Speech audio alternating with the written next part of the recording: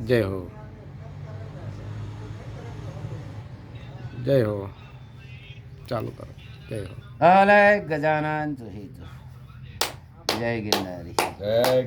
આપણું જીવન દુઃખ વગર મુશ્કેલી વગર પસાર થાય તો સારું, પણ હંમેશા એવું ન પણ બને. આપણા જીવનમાં મુશ્કેલીઓ પણ આવે પ્રસંગે માણસે જીવનથી કંટાળવાનું ન હોય.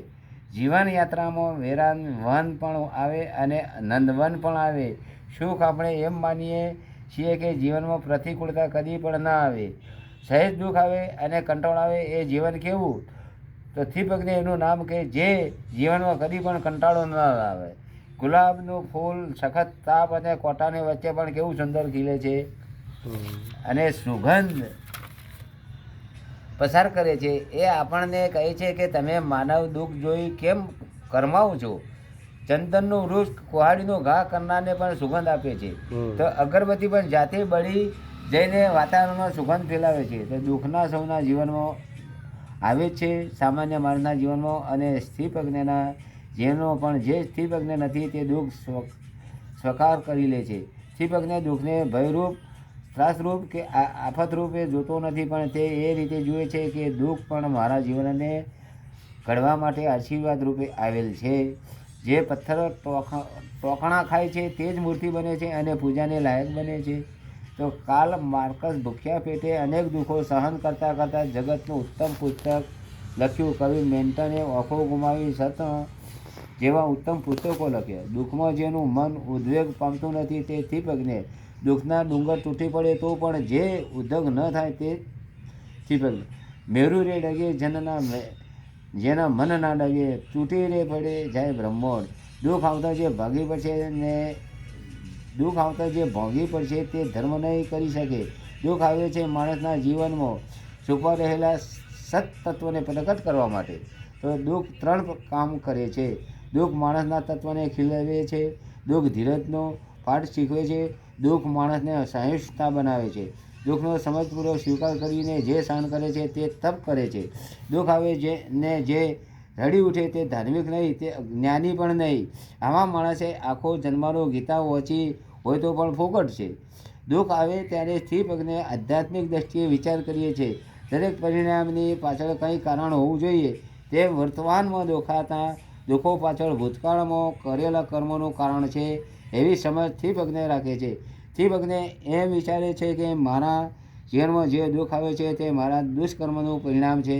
આમ વિચારીને તે દુષ્કર્મનો ક્ષય કરે છે અને ભક્તિ તરફ, ધર્મ તરફ, સાધના તરફ વળે છે. સામાન્ય માણસ દુઃખ આવતા ભગવાનને છોડી દે છે, સાધનાને છોડી દે છે. સ્થિપજ્ઞ દુઃખને વખતે ઈશ્વરના શરણે જાય છે. જગતમાં ત્રણ સત્તાઓ છે: રાજસત્તા, કર્મસત્તા અને ઈશ્વરની સત્તા. માટે દુઃખથી કંટાળશો નહીં, ગભરાશો નહીં, લમણે હાથ મૂકીને રડશો નહીં.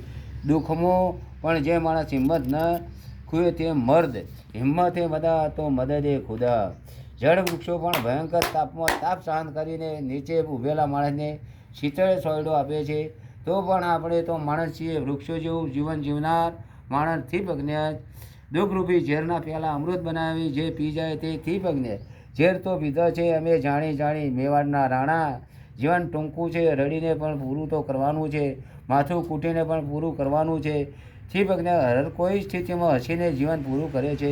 આપણા જીવનના સત્યને સૂચનાર દુઃખ નથી પણ દુઃખનો ઉદ્વેગ છે.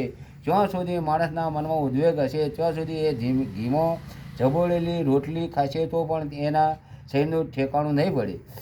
ઉદ્વેગથી ત્રણ તંત્રો પર અસર થાય છે: પાચન તંત્ર, મસ્તક અને હૃદય. જેણે અંદરનો આનંદ ખોયો છે તે કાશ્મીર જાય કે દુનિયાના ગમે તે છેડે જાય તો પણ તેના જીવનમાં રસ નહીં આવે. દુઃખના સમયમાં માણસ વિવેક ચૂકી જાય અને દુઃખ દૂર કરવા દુષ્કર્મ કરે તો તે ભવિષ્યમાં દુઃખોની પરંપરા ઊભી કરતો જ જાય છે. સ્થિપજ્ઞ આવેલા દુઃખોનો આદર કરે છે. તે સારી રીતે વિવેકપૂર્વક દુઃખોનો અભ્યાસ કરે છે. તે વિચારે છે દુઃખનો કોઈ હેતુ હોવો જ જોઈએ. તો પરમ કૃપાળુ પરમાત્મા તરફથી મને જે કંઈ મળે છે તે મંગળમય છે એમ વિચારી સ્થિપજ્ઞ દુઃખને દૂર કરવા સંયમ ઉપાયો કરે છે. તો માણસની પાસે પાપ કોણ કરાવે? માણસની માન્યતા એવી છે કે ભોગમાં સુખ છે, તેથી ભોગના સાધનો પ્રાપ્ત કરવા માણસ પોતાના જીવનનો અનેક પાપ કરે છે. આવા સુખોમાંથી પૂછા ચાલી જાય તો પાપ ન થાય. તો આપણે વર્ષોથી પ્રયત્ન કરીએ છીએ કે દુઃખને દૂર કરીએ અને એકલા સુખને જ રાખીએ. જય હો જય હો.